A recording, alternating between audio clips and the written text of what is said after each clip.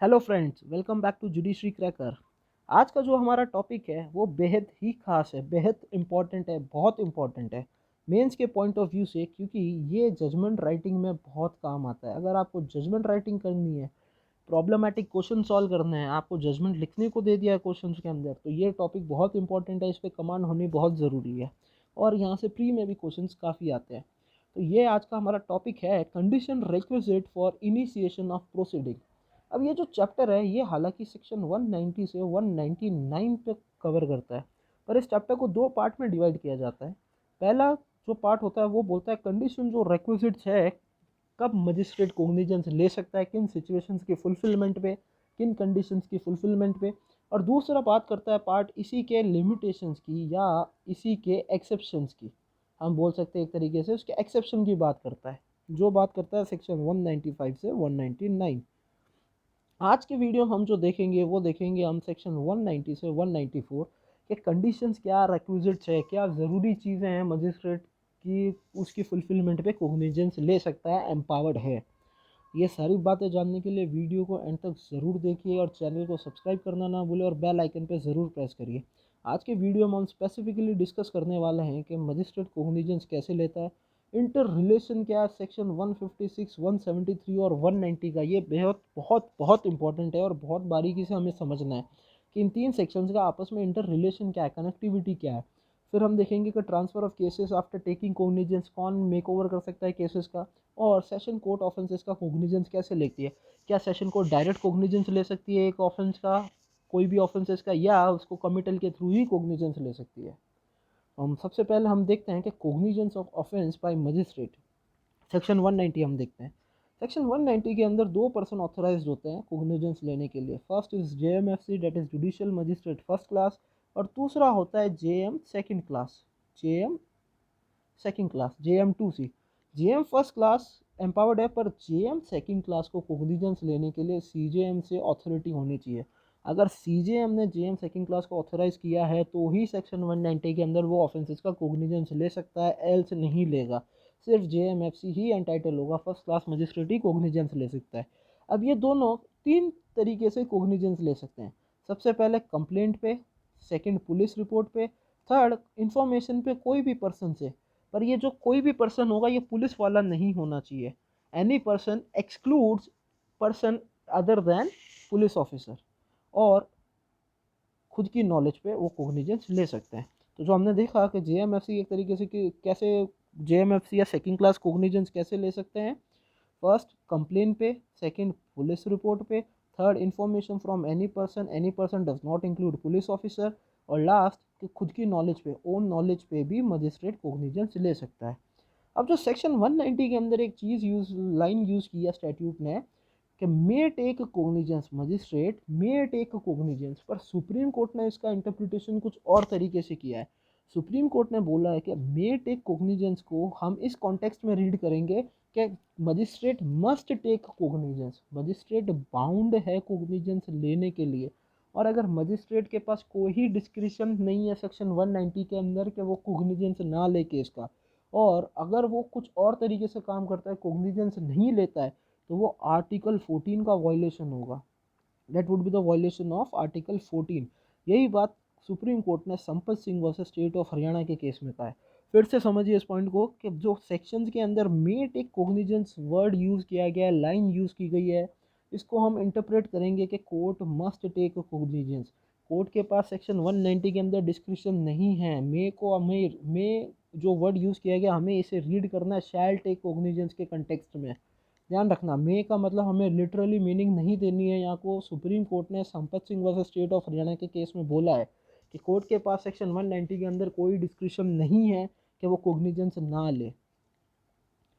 अब नेक्स्ट हम देखते हैं कि ये कोग्निजेंस जो वर्ड यूज़ हो रहा है, ये कोग्निजेंस का मतलब क्या है। कोग्निजेंस का अगर literal meaning common layman language में हमें बोलते हैं तो बिकम अवेयर ऑफ, यानी किसी के बात में कोई ध्यान लाना, कोई चीज़ को अवेयर करवाना, बिकम अवेयर ऑफ। कोई भी बात का, कोई भी चीज़ का संज्ञान होना, ध्यान होना, उसे बोलते हैं कोग्निजेंस। अब कोग्निजेंस को अगर लीगल लैंग्वेज में हमें बोला जाए तो लीगल लैंग्वेज में हम ये बोल सकते हैं कि कोग्निजेंस जो होता है वो जुडिशियल नोटिस होता है मजिस्ट्रेट के द्वारा, जुडिशियल नोटिस मजिस्ट्रेट के द्वारा कोई भी ऑफेंसेस का, उसे हम बोलते हैं कोग्निजेंस। और ये जो कोग्निजेंस होता है ये एक तरीके का प्रिलिमिनरी स्टेप होता है बिफोर इंक्वायरी और trial. Cognizance is a preliminary step before any inquiry, commencement of inquiry और ट्रायल। अब ये जो कोर्ट कोग्निजेंस ले रही है इसका मतलब ये नहीं है कि कोर्ट ने कोग्निजेंस लिया है तो आपके अगेंस्ट में फॉर्मल एक्शन कुछ डिनोट हो गया, फॉर्मल एक्शन कोर्ट ने आपके अगेंस्ट में ले लिया है। नहीं, फॉर्मल एक्शन कोग्निजेंस जब कोर्ट ने लिया है, कब बोला जाएगा कि फॉर्मल एक्शन लिया है? अगर कोग्निजेंस लेने के बाद कोर्ट ने जुडिशियल माइंड अप्लाई किया है तो बोला जाएगा कि आपके अगेंस्ट में फॉर्मल एक्शन ले लिया गया है कोर्ट के द्वारा। पर अगर कोर्ट ने कोग्निजेंस लिया और जुडिशियल माइंड अप्लाई नहीं किया है, फर्दर ऑर्डर कर दिया, फॉर एग्जांपल बोल सकते हैं हम इन्वेस्टिगेशन के लिए ऑर्डर कर दिया, इन्वेस्टिगेशन के लिए डायरेक्ट कर दिया, या फिर समन इशू कर दिए, वारंट इशू कर दिए, तो उसे उस टाइम ये नहीं बोला जाएगा कि कोर्ट ने आपके अगेंस्ट में फॉर्मल एक्शन लिया है कोग्निजेंस लेने के बाद। नहीं, ये तभी बोला जाएगा कि कोर्ट ने कोग्निजेंस लेने के बाद अगर जुडिशियल माइंड अपना अप्लाई किया है तो ही बोला जाएगा कि कोर्ट ने आपके अगेंस्ट में फॉर्मल एक्शन लिया है, नहीं तो नहीं बोला जाएगा। और एक चीज़ और हमें ध्यान में रखनी है कि कोर्ट जब कोग्निजेंस लेता है ना तो उसे बारीकी से जो भी एविडेंसेस है उसे स्क्रूटिनाइज करना है और ये पता करना है कि कोई prima facie case made out हो रहा है या नहीं हो रहा है। क्लोजली स्क्रूटिनाइज करेगा वो एविडेंसेस को और अपने आप को सेटिस्फाई करेगा कि प्राइमा फेसाई केस अक्यूज के अगेंस्ट में मेड आउट हो रहा है या नहीं हो रहा है। और लास्ट जो सेक्शन 190 का जो ऑर्डर होना चाहिए ना वो स्पीकिंग ऑर्डर होना चाहिए। वो एक्सप्रेसली बताना चाहिए कि कोर्ट ने कोग्निजेंस आपके ऑफेंसेस का लिया है। और अगर आप रिफ्यूज़ करते हैं कोग्निजेंस लेने से, कोर्ट मना करता है कोग्निजेंस लेने से, तो उसको रीजंस भी साथ में देने होंगे।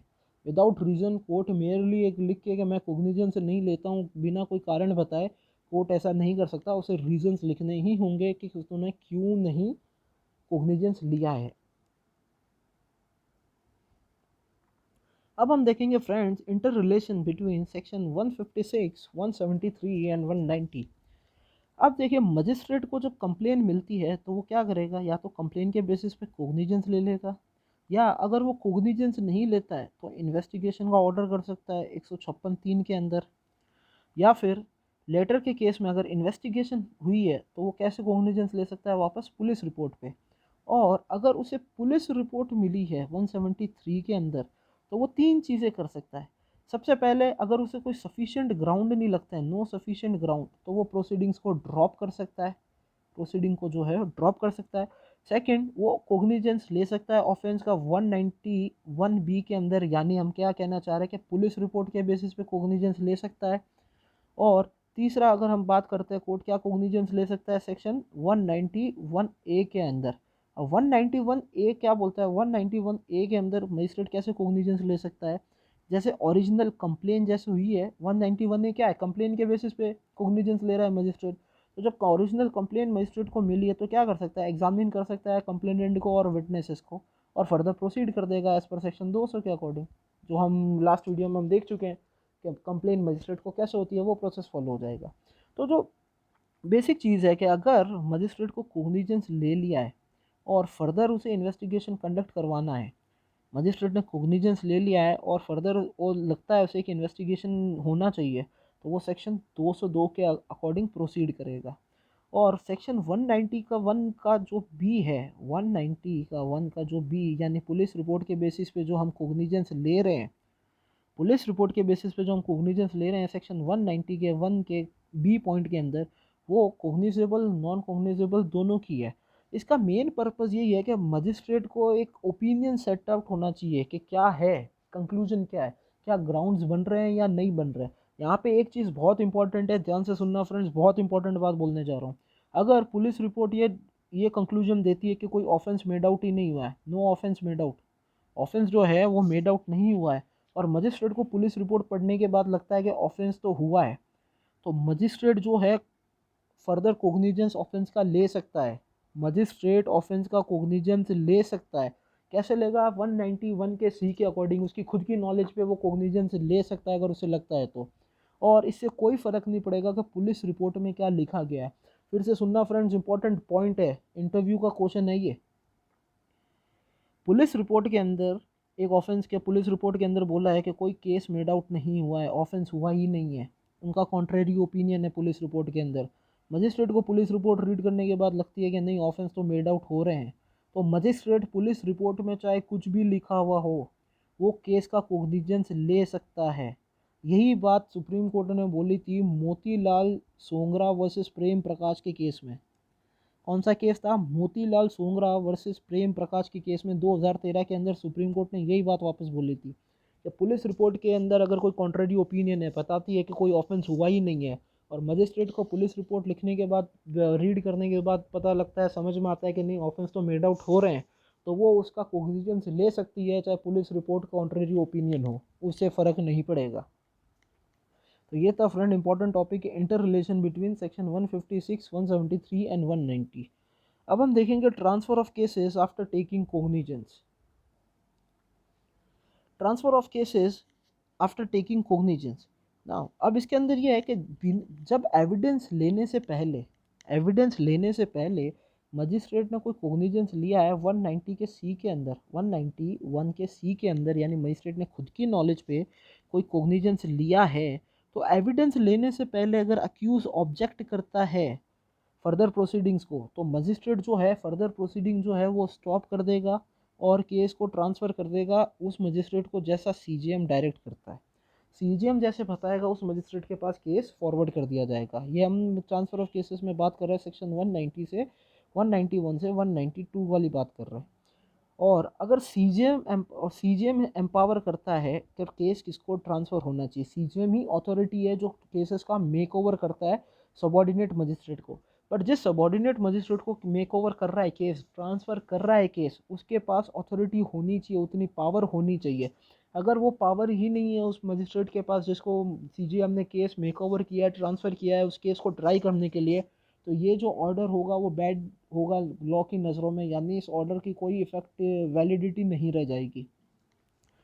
इसके अंदर हमने क्या देखा, transfer of cases after taking cognizance, कि अगर मजिस्ट्रेट ने खुद की नॉलेज पे या किसी पर्सन की इंफॉर्मेशन पे कोई केस का कोग्निजेंस लिया है, तो एविडेंस की स्टेज आने से पहले, कोई एविडेंस लेने से पहले अगर अक्यूज्ड पर्सन जो है ऑब्जेक्ट करता है, तो मजिस्ट्रेट प्रोसीडिंग फर्दर ट्रांसफ़र कर देगा उस मजिस्ट्रेट को जैसा सीजीएम डायरेक्ट करता है। सीजीएम ही अथॉरिटी है केसेस को मेक ओवर करने की सबॉर्डिनेट मजिस्ट्रेट में, पर उसी सबॉर्डिनेट मजिस्ट्रेट को केसेस ट्रांसफ़र कर सकता है जिसके पास अथॉरिटी हो, पावर हो, जुरिस्डिक्शन होना चाहिए, और पावर होनी चाहिए उस केस को ट्राई करने के लिए। अब ये जो सेक्शन है, दोनों सेक्शन का मेन जो ऑब्जेक्ट है वो, इसका मतलब ये है कि जो एडमिनिस्टर कर रहे हैं हम जस्टिस, जो हम लोगों को जस्टिस सर्व करने की कोशिश कर रहे हैं, वो हमेशा से अनबायस्ड लगना चाहिए। क्योंकि अगर मजिस्ट्रेट ने खुद के कोग्निजेंस लिया या किसी की इन्फॉर्मेशन पे लिया है कोग्निजेंस, तो ऐसा हो सकता है कि मजिस्ट्रेट उस केस के अंदर बायसनेस आए, बायस हो जाए। तो इस चीज़ को दूर करने के लिए ये अक्यूज़ के पास एक राइट दे रखा है कि वो ऑब्जेक्ट कर सकता है ऐसे सिचुएशन के अंदर जब उसे लगता है कि मजिस्ट्रेट इस केस की सुनवाई बायस तरीके से करेगा, तो ऑब्जेक्ट कर सकता है एविडेंस लेने से पहले वो केस को ट्रांसफ़र कर दिया जाएगा जैसा सीजीएम बताता है कोई और मजिस्ट्रेट को। अब हम देखेंगे लास्ट टॉपिक हमारा कि कोग्निजेंस जो है कोर्ट ऑफ सेशन के द्वारा कैसे लिया जाता है। कोर्ट ऑफ सेशन जो कोग्निजेंस लेती है वो हमेशा कमिटल के द्वारा ही लेगी। Direct court of session cognizance ले ही नहीं सकता, एक्सप्रेसली इस कोर्ट के अंदर नहीं बताया गया है। तो एक्सप्रेसली कोग्निजेंस किस केस में ले सकता है कोर्ट ऑफ सेशन कोर्ट? वो सेक्शन 199 हमें बताता है कि डिफेमेशन के केस में court of session direct cognizance ले सकता है, उसके अलावा नहीं। बाकी सारे केसेस का कोग्निजेंस सेशन कोर्ट कैसे लेगा? मजिस्ट्रेट उसको केस कमिट करेगा, मजिस्ट्रेट के द्वारा कमिट, केस की कमिटल के द्वारा ही कोग्निजेंस लिया जाएगा सेशन कोर्ट के द्वारा, डायरेक्ट सेशन कोर्ट के द्वारा नहीं लिया जाएगा। अब ये जो सेक्शन है हमारा 190, 193, 194, उनका मेन ऑब्जेक्ट क्या है कि भाई कमिटल के द्वारा ही कोर्ट ऑफ सेशन कोग्निजेंस क्यों लेगा? इनका मेन ऑब्जेक्ट यही है कि पर्सन जिस पे आपने चार्ज किया है ना, अक्यूज किया, पर्सन जो ऑफेंस के लिए अक्यूज है, उस पर एक प्रिलिमिनरी इंक्वायरी हो और उसे एक अपॉर्चुनिटी देनी कि भैया उसे फैक्ट्स और सर्कमस्टेंसेस जो भी है केस के, उसे उसकी नॉलेज हो ताकि वो अपने आप को अच्छे से डिफेंड कर सके, अपने आप को अच्छे से बचा सके, अपना बचाव अच्छे तरीके से कर सके। ये जो कोग्निजेंस जो कोर्ट ऑफ सेशन डायरेक्ट नहीं लेने का है, स्टैट्यूट का इंटेंशन एक ही है कि पर्सन जिसको चार्ज लगाए गए हैं, अक्यूज्ड है, सॉरी चार्ज नहीं लगाए गए हैं, जो अक्यूज्ड है, जिस पे एलिज्ड किए गए ऑफेंस का आरोप लगाए गए हैं, उसके एक मौका देना, एक प्रिलिमिनरी इंक्वायरी का मौका देना कि आपको आपके बारे के आरोप के बारे में, आपके फैक्ट सर्कमस्टेंसेस जो भी केस के हैं, आप सारे उसके बारे में अक्वेंटेड हो जाए, आपको पूरी नॉलेज हो जाए, आपको पूरा ज्ञान हो जाए, ताकि आप अपने आप को अच्छे से बचा सके, अपना बचाव अच्छे से पेश कर सके, अपना डिफेंस कर सके। ये था।